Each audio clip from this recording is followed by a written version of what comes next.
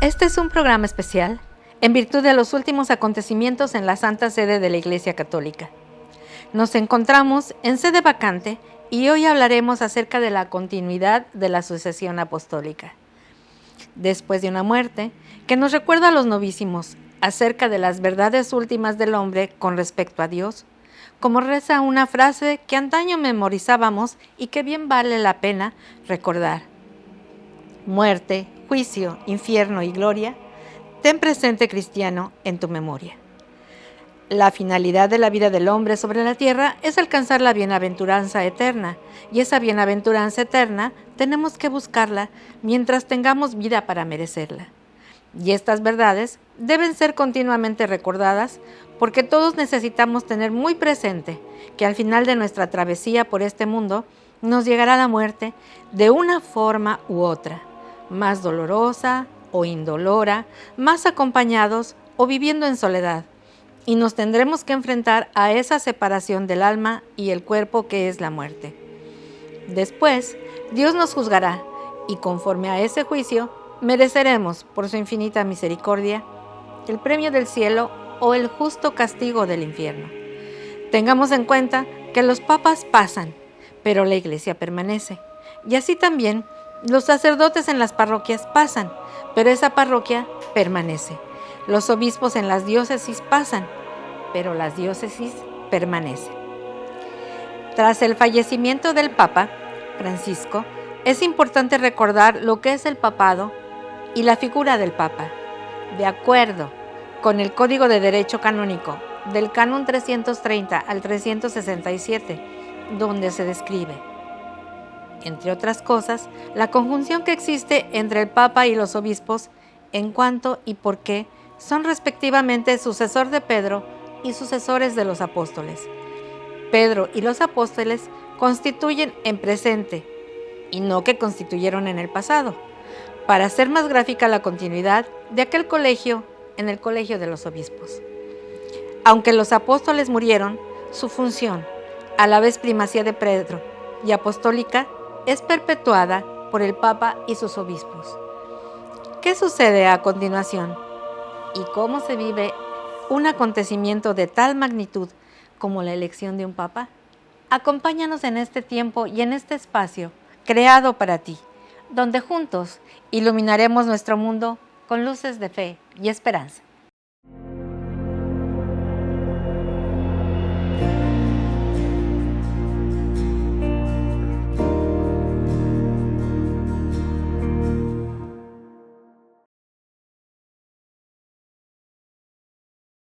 Qué bueno que están con nosotros en este programa que considero que es trascendental, porque estamos viviendo un momento de la historia en el cual 1.406 millones de personas de este mundo somos católicos y el líder, el principal, la cabeza visible de todo este conglomerado es el Papa y acaba de fallecer. Y decía Maricruz, bueno, pues él puede fallecer, pero la iglesia permanece. ¿Qué es esto? Esto es un misterio. Y bueno, ¿cómo se lleva a cabo una elección para un nuevo papa? ¿Cuál es su importancia? Para eso, para hablarnos sobre el tema, pues hemos invitado a quien podría respondernos con toda la experiencia y el conocimiento porque lo ha vivido. Aquí tenemos con nosotros al padre James Mulford. Él es sacerdote católico, legionario de Cristo. Actualmente es párroco aquí en Puerto Morelos, en el estado de Quintana Roo, de la parroquia de San José. Padre, bienvenido a su programa. Muchas gracias por la invitación. Pues sí, es un tiempo muy especial y yo creo que es interesante que nosotros como católicos, incluso los no católicos, entendemos un poco cómo funciona esto. Pues mire, padre, actualmente se ha dado una vorágine de expresiones en los medios de comunicación, en las redes sociales e incluso en las familias y en los círculos, en los cafés, acerca de que ha muerto el Papa, está el Papa, la Iglesia, ¿qué pasa? Hay algunas películas que se han puesto y todo el mundo, bueno, pues tiene una opinión, una idea. ¿Cuál es la esencia de esta circunstancia del Papa?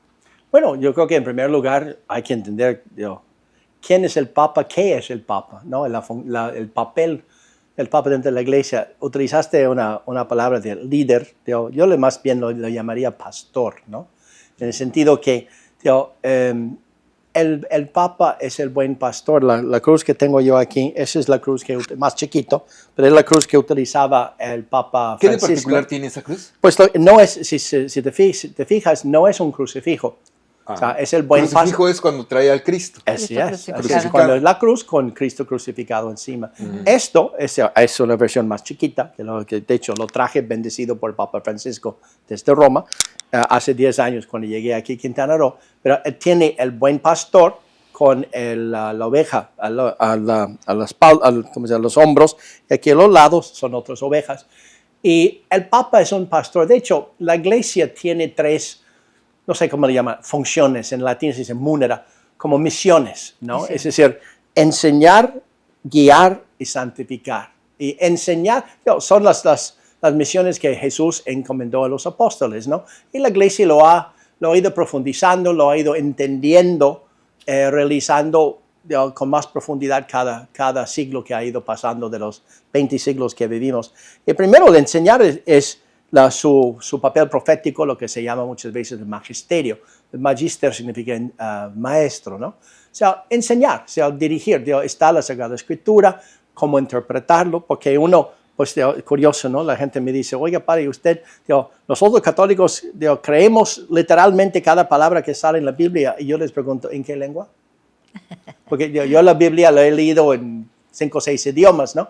Pero, o sea, hay que saberlo interpretar, y uno de los papeles de la Iglesia es enseñar, es interpretar la palabra de Dios y las otras cosas. Y la otra parte es guiar. A veces antes se decía regir. O sea, se dice sacerdote, profeta y rey. Las 3, no funciones, me suena muy laico eso, ¿no? Pero las 3 potestades, encargos, misiones, ¿no? Que del mismo Cristo que Él confiere a la Iglesia. La palabra iglesia significa comunidad, significa pues casi casa, la familia de Dios.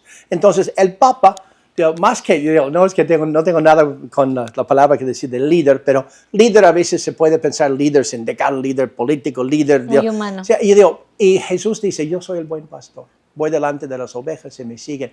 Y el mismo Jesús en el Evangelio dice, el mal pastor va detrás y le golpea, como no conoce a su grey, pues lo tiene que obligar, lo tiene que imponer a fuerza. El Papa no, o sea, y ni siquiera. Entonces, y luego la última misión, la última vocación de la Iglesia, que también es del Papa, es santificar. Porque ¿qué sería la Iglesia? ¿Qué sería la Iglesia si tuviéramos la Biblia, si tuviéramos la comunidad y no estuviera la posibilidad de santificar? Ahí vienen los sacramentos, ahí viene la posibilidad. Jesús dijo, sean santos como tu Padre que está en el cielo. Y si lo dijera y no nos diera los medios, entonces realmente es entender quién es el Papa. El Papa es la cabeza, la cabeza de la Iglesia, que es el cuerpo de Cristo. El cuerpo, nosotros decimos teológicamente, el cuerpo místico de Cristo. Es decir, porque ayer estaba platicando con una pareja preparándose para el matrimonio, ¿no? Y decía, hablando de los sacramentos tienen símbolos. En el bautismo se derrama el agua, pero también en lo que nuestra actuación diaria, ¿no? Se da la mano a una persona, da un abrazo, se da un beso, incluso 2 esposos en el acto del amor. O sea, físicamente tratamos de expresar algo que es espiritual, ¿no? Y nunca vamos a lograr hacerlo. La Iglesia trata de encarnar, no sé si está bien la palabra, pero la presencia de Dios en el mundo, ¿no? Ahora, nunca la va a hacer, igual que ni siquiera un esposo con una esposa, por más que se esfuercen, nunca van a comunicar el amor espiritual que tienen uno por el otro, ¿no? Van a hacerlo a través de gestos, de regalos, de abrazos, de besos, todo lo que tú quieras. Entonces, la Iglesia es el pueblo de Dios, es el cuerpo de Cristo, pero en el mundo. Jesús dijo en la última cena, ¿no? Ustedes están en el mundo, pero no son del mundo. Y entonces, poco más adelante, si quiere, podemos hablar un poco del proceso, cómo se elige el Papa. Y es mucho más democrático y normal que la gente podría pensar. Okay. Creo que ahora vamos a poder ver o iniciar con las preguntas. Muy bien. Que ha preparado Luces de Fe y Esperanza. Aquí tenemos 6 tarjetas. Muy bien. En cada una de ellas he escrito una pregunta. Mm. Si pudiera tomar una, leerla en voz alta y darnos la respuesta. A ver qué nos sale. Muy bien. Esa, muy Vamos bien. a ver. Dice, ¿cómo podemos, quienes como usted, visualizamos que este acontecimiento impacta la iglesia en nuestra vida como católicos, mantener la paz y la esperanza, ¿no? ¿Cómo podemos, quienes como usted, visualizamos este acontecimiento? Es decir, aquí a lo mejor se alude un poco a lo que tú decías, ¿no? Que corre muchas voces. Ayer, Sí.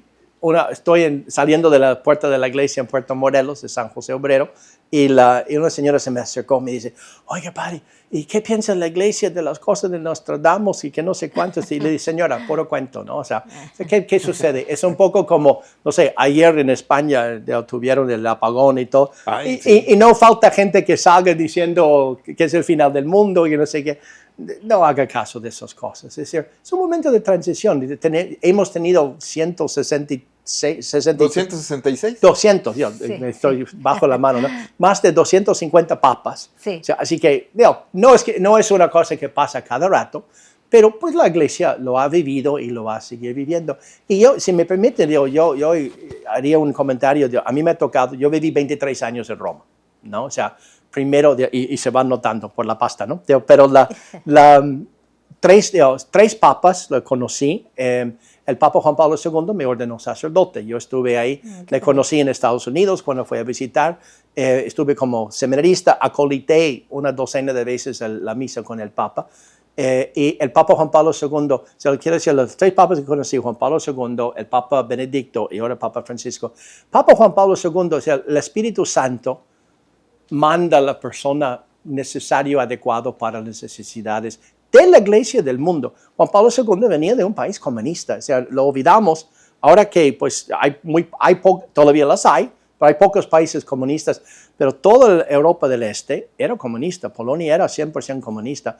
Y entonces el Papa Juan Pablo II hizo tantas cosas, pero yo personalmente, yo creo que lo podemos llamar el Papa de la libertad humana, la libertad religiosa, y libertad es equivalente a dignidad. Si uno que no es libre, pues no es digno, no es humano. Entonces, y en cierto sentido, pues la predicación del Papa Juan Pablo II, él no despotricaba contra el comunismo y no gritaba y no denunciaba, simplemente hablaba de los derechos de derechos humanos, de la libertad humana. Entonces, y se podría decir que el comunismo cayó por su propio peso. Y que de alguna manera su pontificado fue signo de eso, porque él fue a los pueblos, a los diferentes pueblos, y podríamos decir, sin faltar a la verdad, que fue a todos los continentes y prácticamente a la mitad de los países A una buena del mundo, cantidad de países.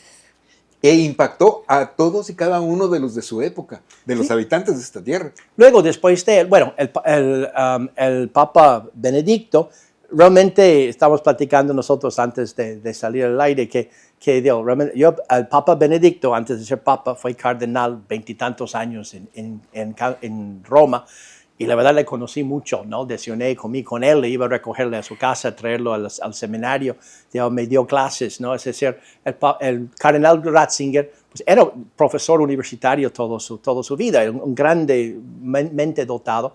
Y si el Papa Juan Pablo II, yo le llamo el Papa de la libertad, yo diría, el Papa Benedicto le digo, el hombre de la razón, de la claridad, ¿no? O sea, el Papa Juan Pablo II le invitó a Roma que fuera su brazo derecho y escribió muchos de no de los documentos del Papa, pero por ejemplo de Teología de Liberación, ¿no? O sea, él le encargó, oiga, eminencia, escribe, aclare para la iglesia las cosas buenas y malas y tal, y tenía una mente privilegiada. No digo que Juan Pablo II era tonto, para nada, pero pues era un teólogo. El Papa Ratzinger tiene un libro que se llama Informe sobre la Fe, y ahí en el último capítulo está precisamente lo de la teología de la liberación. Creo que efectivamente, al ser el teólogo y entendido, digamos, más ilustre del siglo, por nombrar, tenía la gracia de Dios de poder explicar en palabras, pues, el misterio de la fe. y el misterio de la vida de la iglesia en cada uno de nosotros. Totalmente de acuerdo. Y yo recomiendo a cualquier persona que nos está viendo, escuchando, cualquier cosa que ha escrito Cardenal Ratzinger y el Papa, también el Papa, siendo Papa, cosa que no se había dado en ninguna otra ocasión, siendo Papa, él publicó 1 o 2 libros suyos, uno que se llama Jesucristo, 2 volúmenes, y uno, pero que lo lean, o sea, lo simpático es esto, o sea, Juan Pablo II en los libros que escribió antes de ser Papa, no son fáciles de leer. Él era más un filósofo y un pensamiento muy profundo, pero a veces no es fácil de primera lectura. Al contrario, el Papa Benedicto, es mi opinión personal, el Papa Benedicto era hablaba no sé cuántas lenguas, un grande intelectual, pero escribía un alemán, ¿no? Escribía con una claridad. Y yo he visto personas, hasta adolescentes, ¿no? Tomar su libro y se entiende, ¿no? O sea, ahora, trae aquí de los padres de la iglesia, de la doctrina social de la iglesia, o sea, trae de una riqueza suya personal, pero lo que dice con una claridad. Y luego viene el Papa Francisco, ¿no? El Papa Francisco, un grande hombre, un religioso, sacerdote religioso, jesuita, primer jesuita de la historia, elegido Papa, y un hombre sumamente pastoral. ¿Qué entiende la iglesia por pastoral? Es decir, no tanto intelectual, no tanto, digamos, geopolítico, cosas así, sino que, pues, un pastor. Por eso trae buen pastor, él lo trae en su cruz. Y él tiene una frase que en la primera entrevista que dio, apenas elegido, yo estaba en Roma para eso, y recuerdo, él decía, pues para mí los sacerdotes, en vez de estarse escondidos en la sacristía o en su parroquia, tienen que ir a la gente a buscarles donde están. Dice, debe tener olor de las ovejas. De eso sí es muy famoso, ¿no? Sí. Y es eso, un pastor, ¿no? Y realmente el Papa Francisco no hizo tantos viajes como Juan Pablo II, pero él buscaba los temas de sensibilidad de la actualidad, que creo que resonaba mucho con mucha gente. Como que la gente lo percibe como un poco más cercano. Vamos a la siguiente pregunta. Muy bien. Y si puede elegir entre las 5 que restan. Muy bien, pues me tomo lo de arriba. A ver qué dice. A ver. ¿Podría hablarnos de la figura del Papa y su experiencia? Si ha tenido oportunidad de tratar con alguno. Pues eso es lo que estaba, mi experiencia personal. Ya como Papa. Sí, ya. Es decir, que, bueno, o también lo decía, del conclave y de la elección del Papa, ¿no? O sea, porque sí, todos hemos vivido, hemos tenido alguna experiencia de la enseñanza del Papa. A mí me tocó estar en Roma durante 2 conclaves, ¿no? O sea, yo no estuve dentro del conclave, pero he estado metido con los medios de comunicación. O sea, me tocó cofundar una agencia de prensa en Roma hace casi 30 años.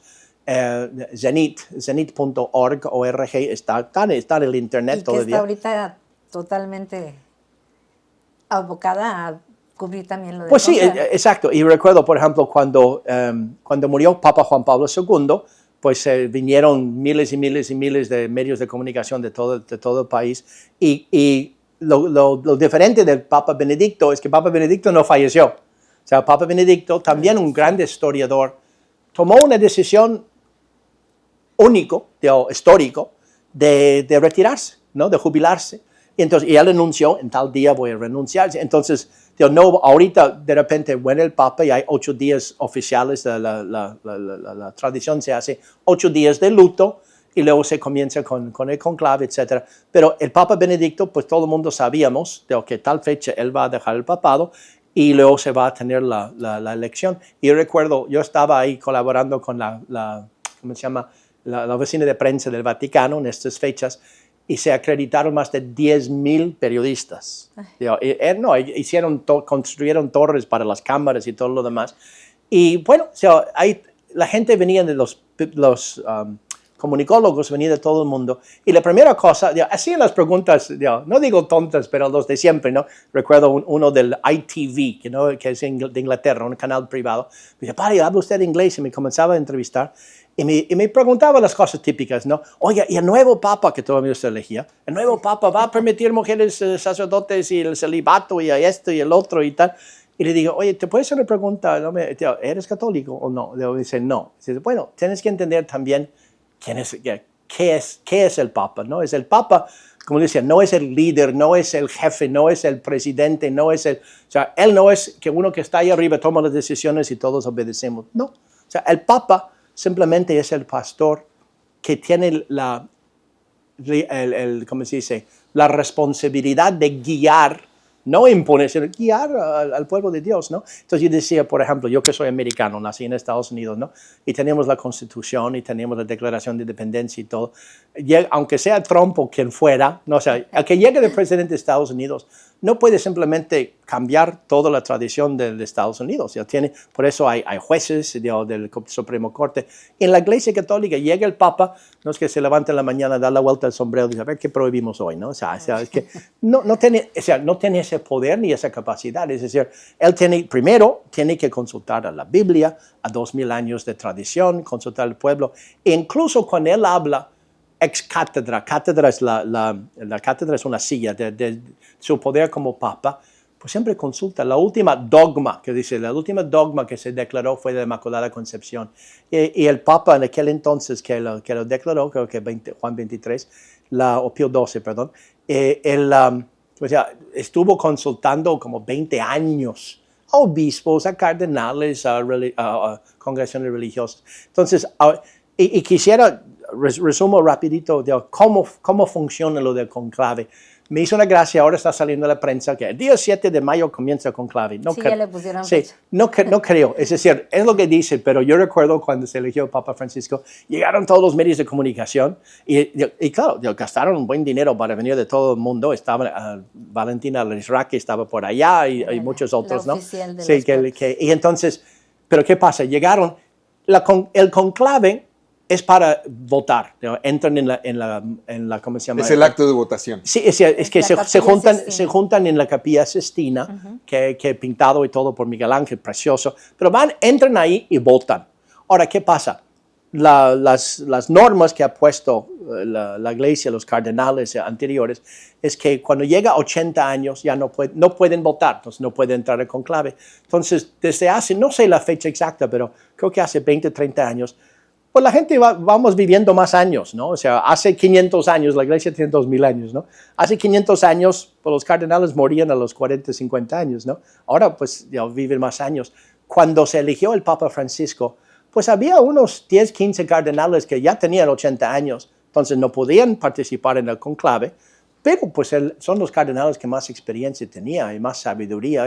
Entonces, antes de entrar en el conclave, tienen una serie de reuniones diariamente, donde se juntan todos los cardenales. Y le voy a contar una anécdota simpática. Decía, cada cardenal les dan 3 minutos, ¿no? Y la tienen en la pared, ese lugar donde tienen el sínodo, es una sala que tiene el Vaticano para reuniones, unos 200 personas. Hay 150... 135, 135. Pero parece que ya se disculparon. O sea, hay más de 100, 130, 140 cardenales, que no son 20. En el tiempo, hace unos siglos había 8 y 10. Entonces, ¿por qué? Porque para viajar a Roma desde otras partes del mundo, pues era casi imposible. Ahora no. Entonces, la misma iglesia, los papas han expandido más para que hay cardenales de todos los continentes, no de todos los países, pero casi, ¿no? Y entonces, ¿qué sucede? En esas reuniones diarias que tiene antes del conclave, que va a comenzar el 7 de mayo. Las congregaciones. Las congregaciones, exactamente, así lo llaman. Son reuniones, son juntas, y cada cardenal está libre a hablar de lo que quieran. ¿Y de qué van a hablar? Pues de la situación del mundo, la situación de la iglesia, las necesidades, un poco en vistas de que, pues el que elegimos nosotros, Papa, pues esos son los que tienen que afrontar. Tiene que tener las aptitudes para poder enfrentarse a ese escenario. Claro, y por ejemplo, no sé, ahora estoy medio inventando, pero digo, un cardenal de África a lo mejor va a hablar de la familia, la importancia de la familia. Otro de Europa va a hablar a lo mejor de la educación. Otro va a hablar de la vida, del aborto. Me explico, o sea, cada uno tiene 3 minutos. La cosa simpática es que yo he estado ahí en la sala. En la pared delante de todos, tiene un semáforo, como lo que hay en la calle, ¿no? Rojo, amarillo y verde. Tienen 3 minutos. Entonces comienzan a hablar. Cuando pasa 1 minuto, enciende el foco verde. Cuando llega 2 minutos, enciende el amarillo. Cuando llega a sus 3 minutos, enciende el rojo y se apaga el micrófono. No hay excepción, no importa que sea el secretario de Estado. Se apaga. Pero lo que pasa, son 130 personas. Sí. Cualquiera puede pedir la palabra y puede hablar. Y el Papa Francisco, se supo la última vez antes de su elección, él habló de la iglesia y él dijo, Señor Dios, estoy parafraseando, ¿no? Dijo, señores cardenales, todo lo que han dicho hasta ahora es muy importante y hay que tomarlo en cuenta. Pero se me hace que ustedes están dice autorreferenciales, o sea, están preocupados de las cosas internas de la iglesia, cuando Cristo nos ha encomendado a evangelizar el mundo. Dice, ¿por qué no? O sea, y algunos dicen que pues estos 3 minutos le valió el papado. No sé si fue así, pero influenció mucho a los votos. Vamos a una última pregunta. Última pregunta. Una respuesta breve para continuar. Muchas preguntas hoy. Tómala del sitio. ¿Qué postura debemos adoptar en este periodo de sede vacante, decimos eso, donde muchas veces abordan este tema, muchas voces abordan este tema, como si se tratara de un asunto político? ¿Qué postura debemos adoptar? Pues primero dijimos que la iglesia es el cuerpo místico de Cristo. O sea, la iglesia somos todos, ¿no? Ahora, es como en una familia, ¿no? Están los nietos, están los hijos, están los papás. Pues los papás sí tienen una autoridad, pero es una autoridad de servicio, ¿no? O sea, los niños y los nietos son autónomos, son independientes, o sea, han recibido tanto de sus papás para llegar al momento que están en la vida y miran a los papás como testigos, ¿no? En la Biblia, yo celebro la misa todos los días, en estos días después de la resurrección sale mucho la palabra testimonio, ser testigo. La palabra testigo en griego, en el Nuevo Testamento, se dice mártir. Mártir, o sea, ser testigo. O sea, entonces el Papa lo mismo, el que dice, las voces que hay, el ambiente que hay, nosotros como hijos y nietos, como miembros vivos de la iglesia, pues rezar por la iglesia, primero rezar en agradecimiento al Papa Francisco, todo lo que ha hecho estos 12 años, y luego pues pedir al Espíritu Santo que ilumine, que guíe los cardenales. Y una cosa que sorprende a mucha gente es que yo creo que hay pocas elecciones tan democráticos y libres como lo que se hace en la Iglesia Católica, porque literalmente, claro, se juntan los 133 cardenales y no solamente hablan en las reuniones, también a mí me ha tocado durante pues comer, cenar con algún cardenal y están preguntando, oye, cardenal, ¿qué sabes tú del cardenal tal? Imposible que se conocen todos a todos, ¿no? Sí. Pero van viendo las cualidades humanas, ¿no? Dónde ha trabajado, qué lenguas habla, cómo ha sido obispo, etcétera, qué experiencia tiene. Muchos han sido rectores de seminarios, obispos de lugares importantes antes de ser cardenales. Y entonces, pues sí, vean las habilidades humanas, y luego también su espiritualidad. Entonces podríamos decir que nos toca rezar y nos toca enterarnos. Totalmente. Estar informados. Pero no en todos los canales, porque precisamente Maricruz, bueno, ahorita que veíamos las preguntas, como que se convierte en un foro político. Los medios lo ponen y que si está a la izquierda, que si está a la derecha, en fin. Las cosas están muy interesantes, pero ¿qué creen? Vamos a ir a un corte. Vamos a hacer un momento de espacio. Y vamos a pedirle al Espíritu Santo que nos siga iluminando. De ahí viene el nombre, Luces de Fe y Esperanza, porque aquí tú y nosotros, guiados por el Padre James Mulford, estamos juntos, pues, buscando esas luces de fe y esperanza. Volvemos en un momento.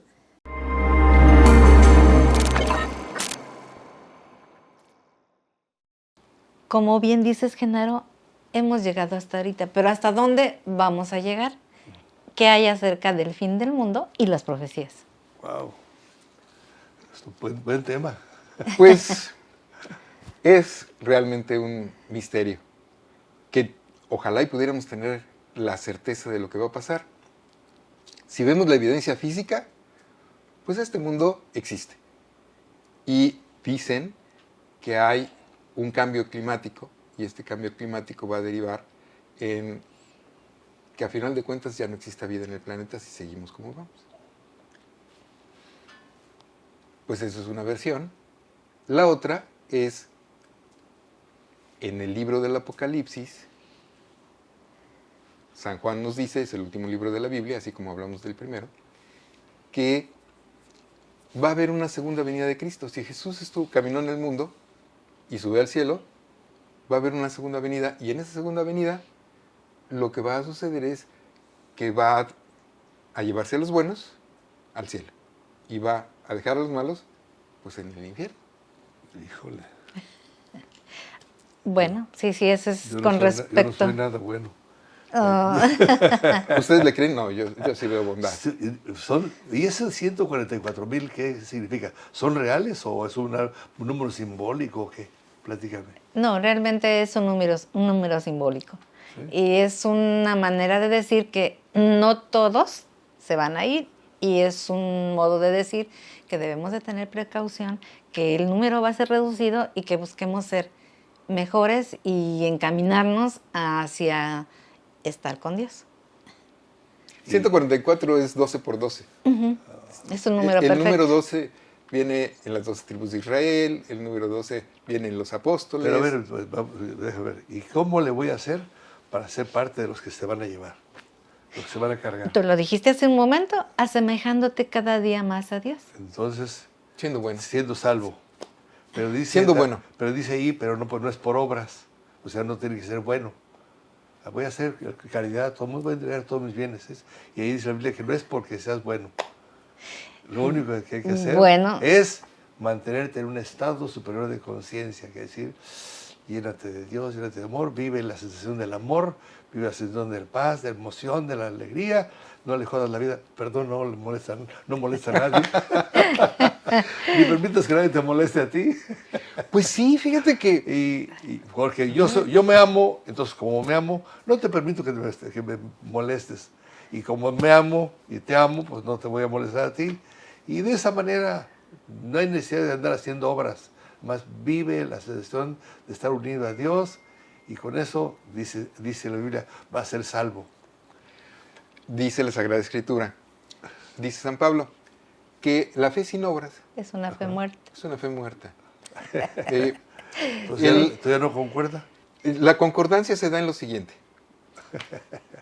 Sí. Coherencia. Tú lo dijiste, congruencia. Si somos amor, si somos parte del amor, actuamos en consecuencia. Ajá. ¿Cómo llegar al cielo? Pues muy sencillo. Te bautizas, crees en Dios, te confiesas, comulgas, vives los sacramentos y vas a llegar al cielo. O, con una fe natural como la que tú muestras, te das cuenta de tu ser, tienes conciencia de que hay un ser superior y actúas conforme te lo dicta tu corazón. Lo que pasa es, y la explicación que da la Iglesia es, toda persona en sí misma tiene una ley natural. Persiste en la ley natural que te lleva a hacer el bien y a evitar el mal. Todo aquel que busca el bien y evita el mal, a final de cuentas, cumple la voluntad de Dios, cumple la ley de Dios y cumple con la finalidad de la existencia del ser humano. Entonces, seguro que todo el que procura el bien va a llegar al cielo.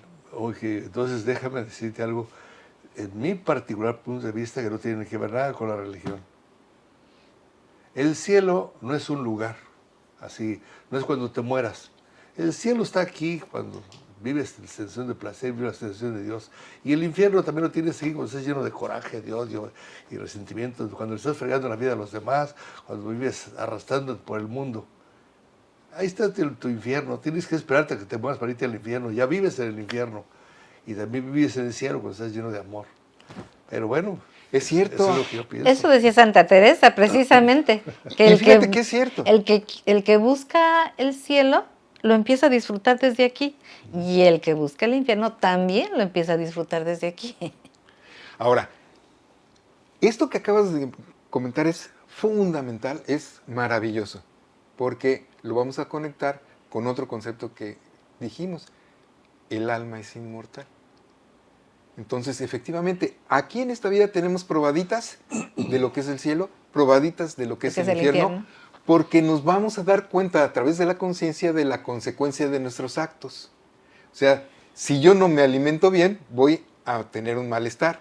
Un infierno en mi tripa. Si yo no me cuido bien, voy a dejar que mi genética me vuelva diabético. Ajá. Si yo no actúo en consecuencia, voy a deparar en otra cosa. Ajá. Por tanto, aquí pruebo y decido lo que voy a hacer después de la muerte, que va a ser mi vida eterna. Y acerca de las profecías, pues ese también sería un tema muy largo para un programa completo, porque pues de las más famosas tenemos las Marianas, que son la Salet, Fátima, Garabandal, que son así como señales que van mandando de cómo vamos en el fin de los tiempos. Y pues el día exacto pues nadie lo sabe, pero pues sí podemos ver alguna señal y a través de las profecías ver signos. Bueno, ahí sí, yo no tengo información como para hablar eso. Pero bueno, pues ojalá que me dé chance a hacer algunas cosas más que me falta por hacer en este mundo, y antes de que llegue el final de los tiempos, antes que llegue el apocalipsis, que me dé chance de terminar lo que estoy haciendo. No, realmente no sé. Pero lo único que yo sé es que el día de hoy estoy vivo. El día de hoy, a mis casi 76 años, estoy sano. 76, no lo había dicho, ¿eh? Dentro de 2 meses cumplo 76. Entonces, ¿Quién te vea? No, hombre.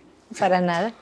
entonces, si estoy vivo, todavía me funciona el coco, me funciona el cuerpo, y tengo ilusiones de hacer cosas por este mundo, por la humanidad, voy a vivir cada instante de mi vida, cada instante que tengo latido el corazón, voy a vivir intensamente lo que me toca vivir. El día que me digan, entrega el equipo, pues lo entrego, pero porque ya estoy satisfecho, porque ya cumplí hasta donde pude cumplir. Si se acaba el mundo antes o después, pues realmente no tiene mucha importancia para mí. Lo importante es que le saque provecho hasta lo máximo cada instante que esté vivo. Si así pensáramos todos. A fin de cuentas eso es lo importante. El Eso es el fin de tu mundo. Que ese es, ajá. A veces nos hacemos muchas bolas Así es. pensando en cosas que a veces ni tenemos suficiente información para poder tener. Ajá. Pero pensando así, pues Porque me dice, un día cuando estaba muy enfermo, y me dice, ¿no tuviste miedo de morir? Y le digo, no, porque he hecho tantas cosas que me han dejado satisfecho, que en el momento que me diga que cumpla, pues cumplo con lo que entrego los tenis, pues los entrego. Porque, y si me dan chance de seguir vivo más tiempo, pues el tiempo que me quede vivo, pues voy a tratar de sacarle provecho al máximo a la vida. Y quisiera, si se puede, mencionar un punto que pudiera ser álgido también con respecto a ustedes, a la Iglesia Católica, pero es mi forma de pensar. Yo he estado documentándome porque yo fui muy católico, muy católico, así, fanático por muchos años. Pero llegó el día en que algunas cosas no me parecieron completas, no me gustaron, y estuve viajando durante muchos años por diferentes religiones. Estuve estudiando, pues más de casi 20 años estuve estudiando religiones, muchas religiones. Me aprendí el Corán y lo viví, y fui budista y lo viví, fui diferentes áreas de la iglesia evangélica. Hice un curso de pastorado para poder entender la religión y la Biblia. Y después de tanto, te puedo decir que amo a Dios, pero no, yo prefiero no tener religión. No quiero tener religión, o sea, como tal. Prefiero seguir mi contacto directo con mi Padre. Las bases son más bien del catolicismo, del cristianismo. Y después de viajar por tantas religiones y de conocer a muchas personas en diferentes religiones, y muchas personas agnósticas, personas que no tienen religión, he podido entender que podemos tener valores morales, podemos ser buenas personas, porque conocí personas que no tienen ninguna religión y que son una maravillosa alma de Dios, que viven el amor, que viven la paz, que viven la armonía, que nunca hacen daño a nadie, que dan lo mejor que tienen para los demás, que viven una vida maravillosa, que antes de morir se entregaron lo mejor que tuvieron de su vida a los demás. Y a mí eso me da la pauta de que lo único que tenemos que hacer es evolucionar. Cuando éramos infantiles en terreno de la evolución, necesitamos alguien que nos dirigiera la vida. Pero llega un momento en que evolucionas tanto que te conectas con el amor del universo, con tu conciencia divina, con tu alma, y ya no necesitas que alguien te diga cómo debes comportarte. Para mí, el día de hoy te puedo decir que no tengo que tener religión para ser buena persona y para ser lleno de amor. Pero necesito la religión para los millones y billones de personas de este mundo que no tienen conciencia, que viven de una manera con poca evolución y que necesitan algo que les ayude a evolucionar. No me gusta la religión para mí, pero para la gente sí lo necesito. Porque si la gente viviera en ese estado de bajeza espiritual y desarrollo, este mundo sería muy caótico. Muchísima gente necesita tener el señuelo del premio divino del cielo o el temor a que lo castigue Dios. Y simplemente por el temor a que Dios lo castigue o por esperar el premio de Dios, la gente se porta bien. Mientras la gente no evolucione, necesitamos la religión. Necesitamos la religión. Algún día la gente evolucionará y a lo mejor no necesita tanta religión, pero mientras en este momento sí quiero que siga habiendo la Iglesia Católica y las demás iglesias que ayuden a la humanidad a mejorar. Perdón. No, está bien. Una de las causas Sí. por las cuales Dios Padre manda a Dios Hijo aquí a la tierra es porque desde el origen de la creación, en el Génesis, después de los 7 días, el hombre en el mundo se pierde. Y no hay forma de que el hombre por sí mismo encuentre el camino a Dios. En ese a su tiempo. fin, en aquel tiempo. Porque ahorita hay muchísima Tú se gente pierde. que no tiene religión y que son gente muy buena, mejor que muchos religiosos. Fíjate que los buenos siempre han existido. En el principio, en el Génesis, se muestra a Caín y Abel. Abel era bueno y ofrecía buenos sacrificios y eran gratos a Dios. Y Caín no. Por el pecado original de Adán y Eva, entró el pecado en el mundo. Y eso es lo que hace que nuestra naturaleza, pudiendo ser como la de los ángeles, tienda a hacer el mal que no quiere y a no hacer el bien que debería. Yo nada más una invitación. O sea, dices que ya no la necesitas. O sea, yo creo que la evolución no se termina mientras no te vayas. Ajá. O sea, que no somos un producto terminado precisamente Exactamente, porque... tienes razón. Entonces, y el ir hacia el cielo, pues se puede hacer de una manera muy sencilla, como cuando te vas en la autopista. O sea, puedes elegir la autopista o la carretera que no tiene cuota.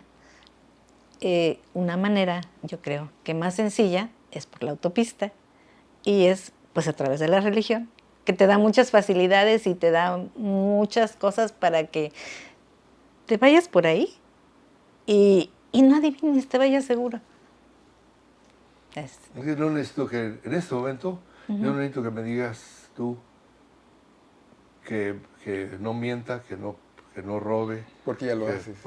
O sea, es que es un hábito virtuoso que tienes. Porque ya llegué a ese punto. Sí, exacto. sí. No necesito que la religión o cualquier religión me diga cómo debo comportarme. Los 10 mandamientos no son reglas religiosas, son reglas de orden social. Eso se llama civilización. Cuando has aprendido lo que debe ser y lo pones en práctica, porque conviene, eso se llama civilización. Sí. Por eso hablamos de la civilización cristiana. Sí. Bueno, pues ya lo dejamos aquí.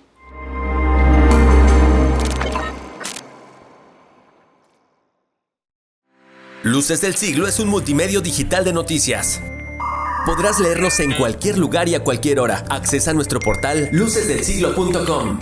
Ahora con el código QR te brindamos un fácil acceso a la mejor información y entretenimiento. Recibe las noticias oportunamente a diario hasta tu mano. Regístrate a través de WhatsApp 9982771179. Luces del Siglo, periodismo de verdad.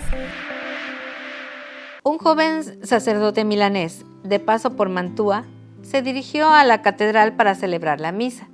Al finalizar, deseó saludar al obispo, Con este fin, se presentó en el palacio. La puerta estaba entreabierta, tocó ligeramente, pero no obtuvo respuesta. Tocó con más fuerza, pero solo encontró silencio. Empujó la puerta y entró. Encontró una sala tras otra, pero no había nadie. Avanza con cierta precaución y un tanto mortificado. Finalmente, se halló en presencia del obispo, una persona venerable, de bello semblante, con el cabello entrecano y abundante, oprimido bajo el solideo morado. El obispo, al sentir los pasos, fue al encuentro del desconocido, llevando una cafetera en la mano, pues se encontraba en el momento de preparar el desayuno. «Monseñor», exclamó el intruso, excusando su actitud. «Soy sacerdote milanés, acabo de decir misa en la catedral y deseaba presentarle mis respetos antes de mi regreso». «¿Acaba de decir misa? Entonces todavía no ha tomado el desayuno.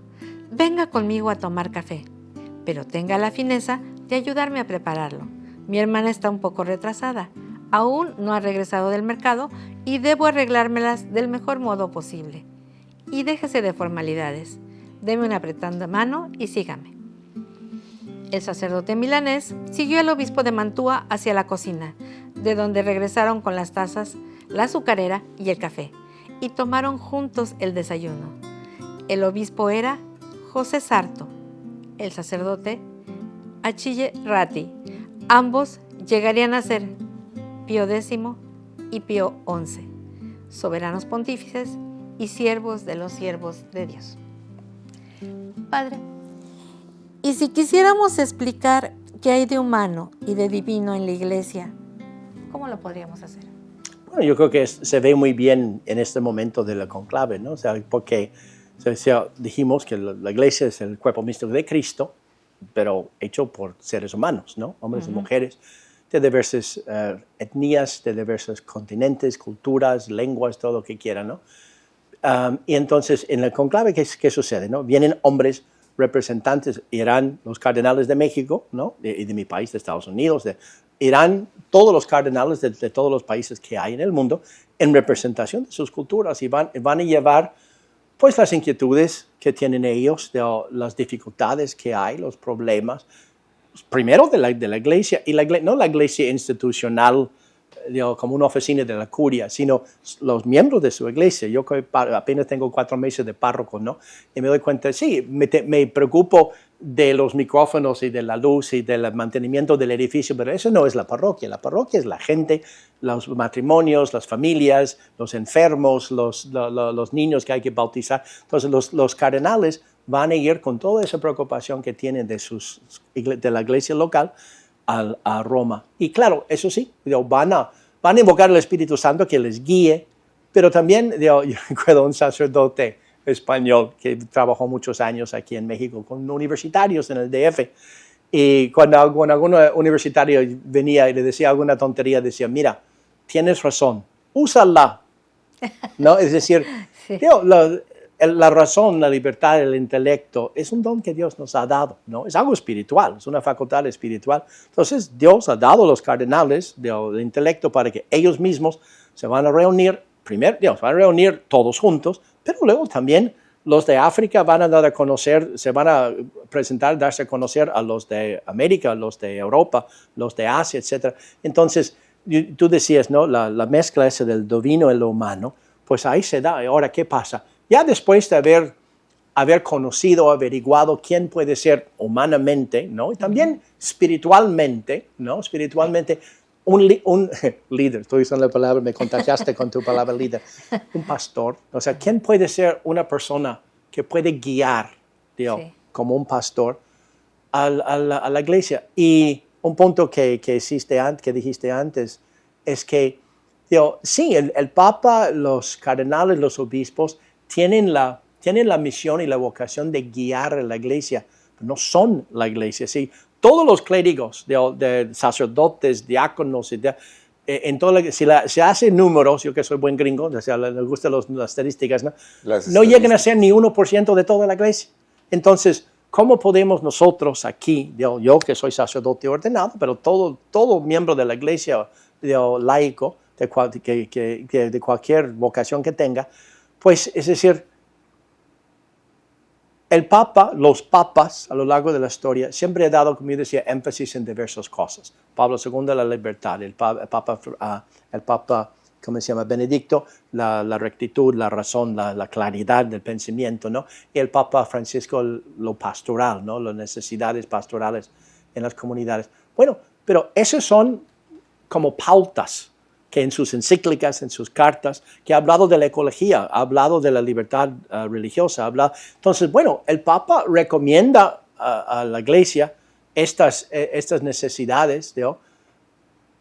Toca a nosotros, toca a cada individuo en su parroquia, ¿no? En su diócesis, a vivirlo. Porque el Papa puede predicar, puede ser el mejor predicador del mundo, pero si nadie le hace caso, ¿no? Y entonces, ¿cómo podemos nosotros juntar lo divino con lo humano? Es eso, o sea, el Papa nos va orientando hacia lo divino, hacia nuestro fin último, pero, pues como decía Jesús en la última cena, le dije al principio, sí, no somos del mundo, pero estamos en el mundo, estamos llamados a ser el corazón del mundo, ¿no? O sea, sí, porque también nosotros vamos a buscar a acompañar, de alguna manera ya nos lo mencionó usted, haciendo oración, pidiéndole al Espíritu Santo que ilumine a los cardenales, pero también, al igual que nosotros, ellos son humanos. Y así como cuando nosotros pedimos en alguna decisión importante de nuestra vida el auxilio del Espíritu Santo, pues Él puede venir a iluminarnos, pero ya queda a nuestra libertad si le hacemos caso, ¿no? Y yo siento que aquí también en los cardenales, pues sí vamos a pedir toda la moción del Espíritu Santo, pero también ellos van a tener la opción de elegir si hacen caso a esas mociones o no. Efectivamente. Y es muy impactante porque esos 1.400 millones que tú decías de católicos que hay por el mundo, y no solo nada más eso, sino también lo que están checando los que no se confiesan católicos, de cómo se comporta moralmente toda esa comunidad, pues son almas. Y entonces esa guía es muy importante porque son almas que se pueden ir hacia arriba o hacia abajo. O sea, yo creo que es muy impactante. Totalmente de acuerdo. Y quiero yo comentar lo siguiente.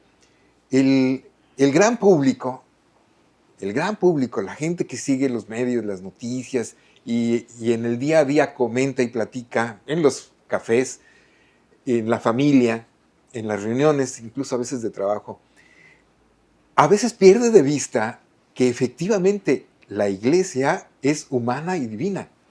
Está formada por hombres y por eso es humana, pero ha sido instituida por Dios.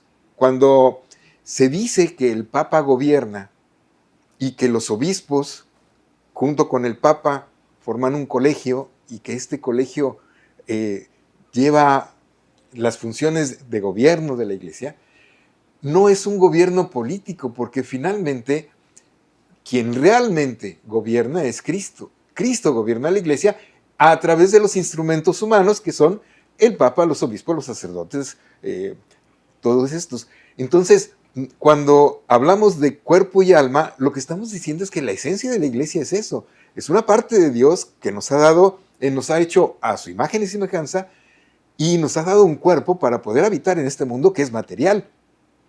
Entonces, como que no hay que dejarnos llevar por la tendencia actual, moderna, de los últimos, 60, 70 años, de humanizar lo divino, que todo queremos que sea a imagen y semejanza del hombre, no de Dios. Y aquí es al revés. Lo que la Iglesia enseña es que el hombre debe buscar asemejarse a Dios y no hacer de Dios semejante al hombre. Entonces, la Iglesia no viene a cumplir los caprichos que yo, y entonces como yo quiero casarme en medio del mar buceando, pues ahora se instituyen las bodas marinas, ¿verdad? Submarinas. O sea, no.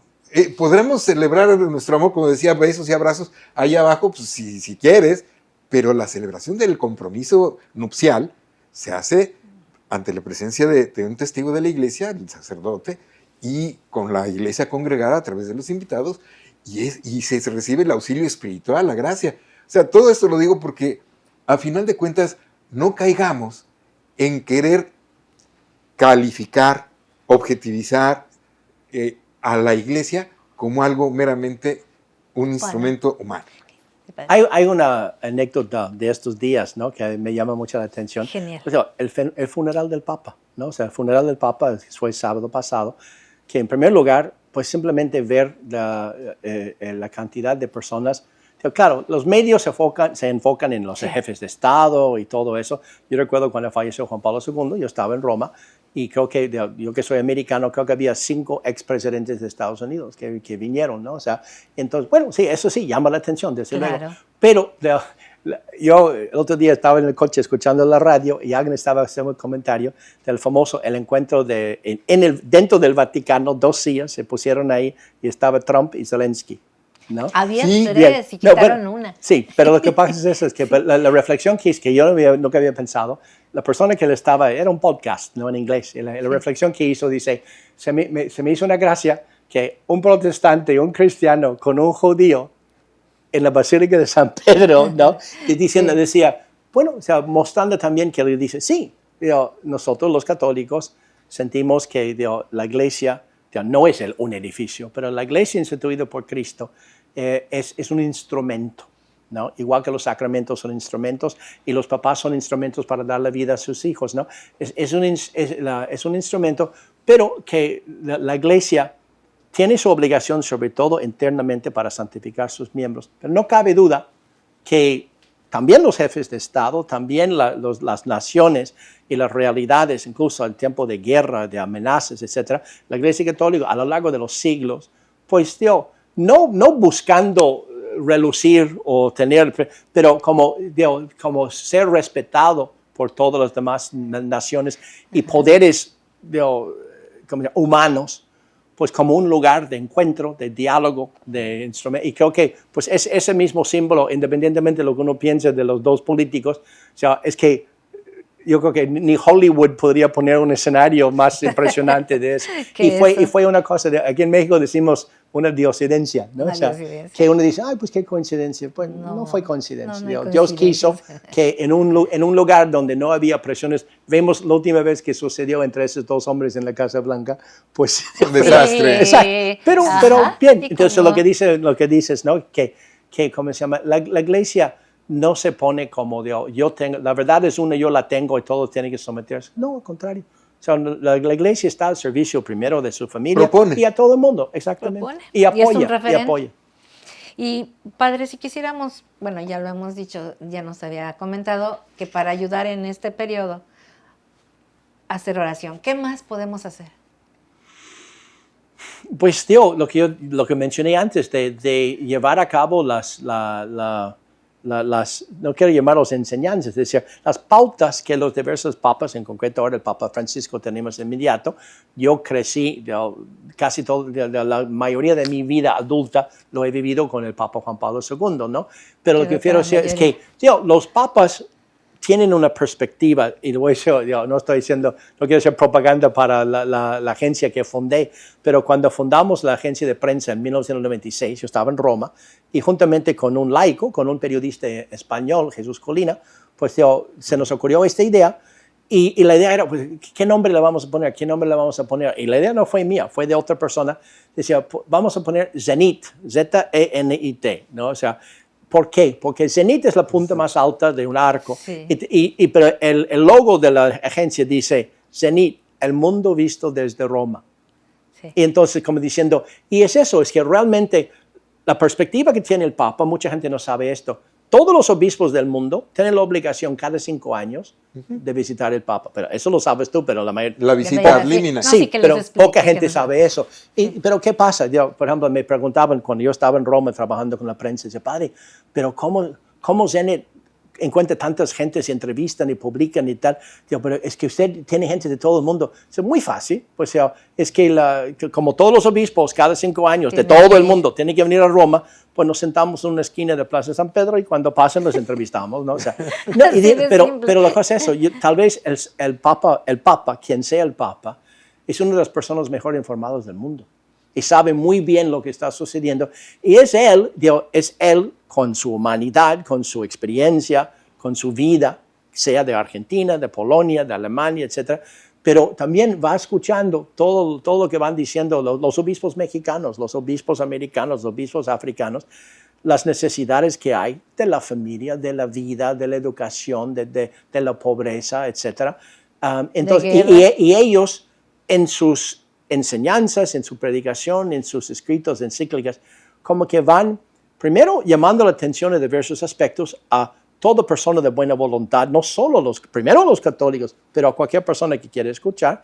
Yo recuerdo, y digo esto rapidito, cuando estaba yo de director de agencia de prensa en Roma, también publicamos en árabe.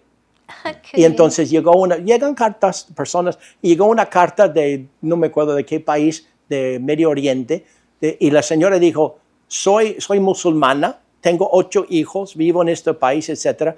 Y en nuestro país, yo creciendo de niña, pues el Papa y los católicos nos lo ponían como malos y no sé qué y tal. Sí. Y dice, y con ustedes, yo descubrí la agencia de ustedes, que es gratis, y voy leyendo las palabras, era Juan Pablo II, voy leyendo las palabras de su padre, decía el Papa, de su padre.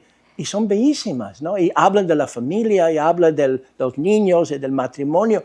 Decía, entonces me refiero a eso, ¿no? Es decir, el Papa no es que está inventando cosas católicas para imponer al resto del mundo. O sea, y la verdad, yo digo, sí, soy sacerdote católico, pero como ser humano, he vivido en, no sé, medio docena de países y varios continentes. Es triste ver que hoy día la Iglesia Católica, como institución incluso, es de los pocos lugares que sigue defendiendo la vida, el matrimonio, la familia, ¿no? O sea, y que había países enteros que defendían todos esos conceptos y muchas veces, lo que dice, ¿qué podemos hacer además de rezar, etcétera?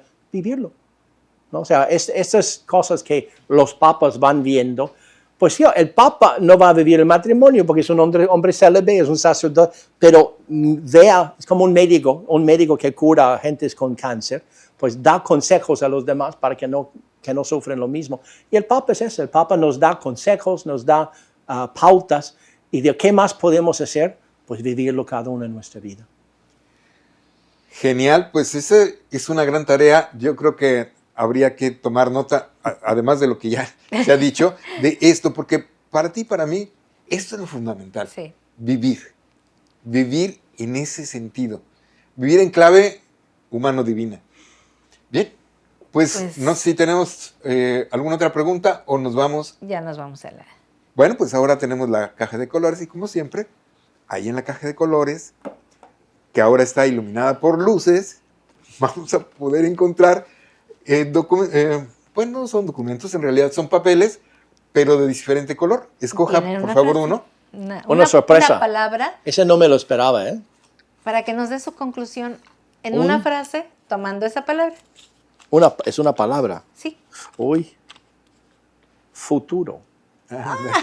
Futuro. ¿Quién sabe lo que lleva el futuro? Bueno, yo diría eso, ¿no? Que el futuro se construye ahora. Genial. ¿No? Es decir, solo existe el ahora, ¿no? Entonces, el futuro se determinará de lo que hacemos hoy. O sea, hablamos si la familia va a estar fuerte, si el matrimonio va a estar feliz, etcétera, pues lo va a hacer porque cada matrimonio, que cada familia, futuro. ¿Qué significa el futuro? El futuro no existe, ¿no? El futuro es el resultado, la consecuencia de los valores y de las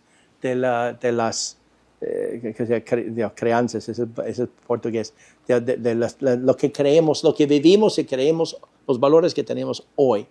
Ese es el futuro que vamos a formar. Muy bien, padre. Pues muchas gracias. Y qué bien lo dice, porque toda empresa, normalmente, al menos en la forma occidental, toda empresa tiene misión, visión, valores. Ya es una cultura que se generó pues, por los años 50, 60, 70, y se empezó a hacer una realidad. En los años 90 se cristalizó, y incluso las universidades y algunas instituciones, ONGs, tienen ahí su...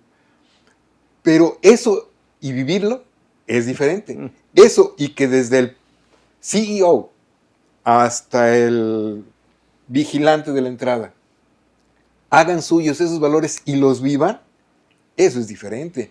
Y en la iglesia creo que lo que nos toca es exactamente eso que usted está diciendo.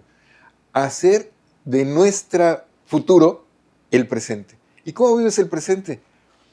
Pues con la tarea que nos dijo, hay que hacer oración, sí, pero hay que participar en la iglesia. Y participar en la iglesia no es ir a misa. ¿Qué chiste tiene entrar y salir? No tiene ningún chiste. O sea, y algunos hasta se llevan su agua fría porque a lo mejor se acaloran. O sea, eso no tiene chiste, no tiene sentido. Entrar y salir, pues ni al cine. O sea, entrar y salir no tiene trascendencia. Confesarse, comulgar, hacer apostolado, integrarse a la comunidad parroquial, vivir la caridad en la ayuda del otro, vivir el amor y saber amar, como lo dice el Evangelio. Eso es ser católico, eso es vivir el sentido espiritual y ese es ser trascendente. Y ese es el futuro de la iglesia.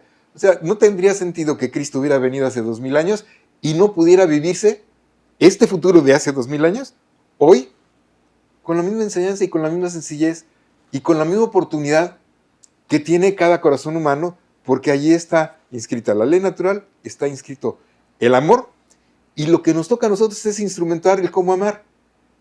Y eso es lo que nos lleva la iglesia. El sacerdote, que es, pues, aquel que te aconseja cómo amar. Aquel que te amonesta cuando dice, pues, no amaste bien, pero puedes amar mejor. Pues bien, y pues ya, como último, vamos a las recomendaciones. Bueno, pues, ahí tú tienes la voz cantante. Adelante. Bueno, pues tenemos para ustedes en cuanto a libros, les recomendamos Las sandalias del pescador de Morris West. Es un libro que salió en 1963 y es un libro, pues aparte de que está muy bonito, reflejo, la parte curiosa es que como que describe la figura de quien sería después el Papa Juan Pablo II. Entonces es un libro muy interesante, muy bonito. Y también les recomendamos este que tenemos aquí, que es El taller del orfebre de San Juan Pablo II, pero lo escribió cuando era Karol Wojtyla. Sacerdote joven. Sacerdote Sobre joven. matrimonio. Acerca del matrimonio. Y pues también es... Que de hecho es una obra de teatro. Además lo hicieron una obra de teatro. No, es una obra. Ya Él lo escribió como obra de teatro. Fantástico.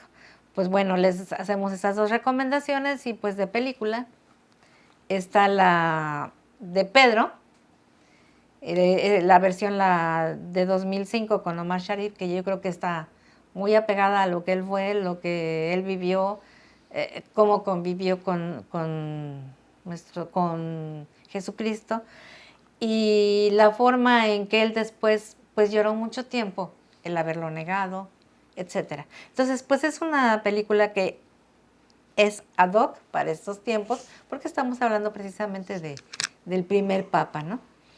Y otra que también, pues, Quo Vadis, de 1951.